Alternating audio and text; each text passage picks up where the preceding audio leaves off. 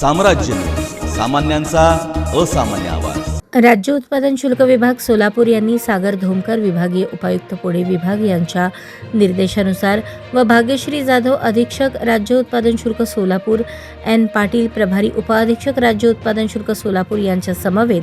16 जानेवारी 2026 ते 28 जानेवारी 2026 या कालावधीत सोलापूर शहर व जिल्ह्यात केलेल्या अवैध हातभट्टी निर्मिती केंद्रांवर अवैध देशी विदेशी मद्य विक्री, अवैध हातभट्टी निर्मिती विक्री व वाहतुकीवर केलेल्या धडक कारवाईत एकूण 83 गुन्हे नोंद करण्यात आले असून 84 जणांवर कारवाई करण्यात आली आहे। या कारवाईत 24,075 लिटर रसायन, 1626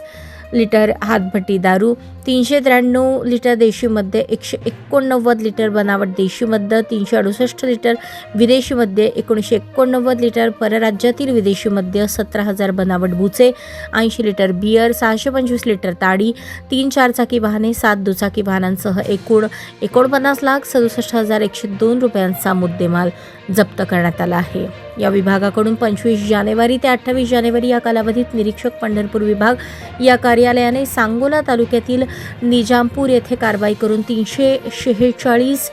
लिटर बनावट विदेशी मद्य, बनावट बुचे, बनावट लेबले आदींसह एकूण 5,03,840 रुपयांचा मुद्देमाल जप्त केला असून एका आरोपीस अटक करण्यात आली आहे। निरीक्षक ब विभाग सोलापूर कार्यालयाने सोलापूर शहरातील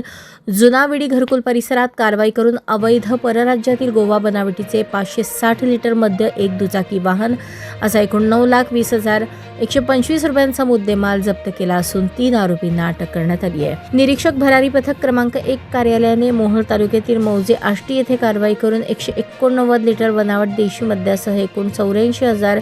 रुपयांचा मुद्देमाल जप्त केला असून एका आरोपीस अटक करण्यात आली आहे। या विभागाकडून या कालावधीत अवैध मद्य विक्री करणारे आणि मद्य पिण्यास परवानगी देणाऱ्या एकूण 8 ढाब्यांवर गुन्हे नोंदवण्यात आले असून 24 जणांवर कारवाई करण्यात आली आहे। अशा प्रकारची धडक कारवाई पुढेही अशाच प्रकारे चालू राहणार असून आचारसंहितेच्या पार्श्वभूमीवर या विभागाकडून विशेष पथके नेमण्यात आली आहेत।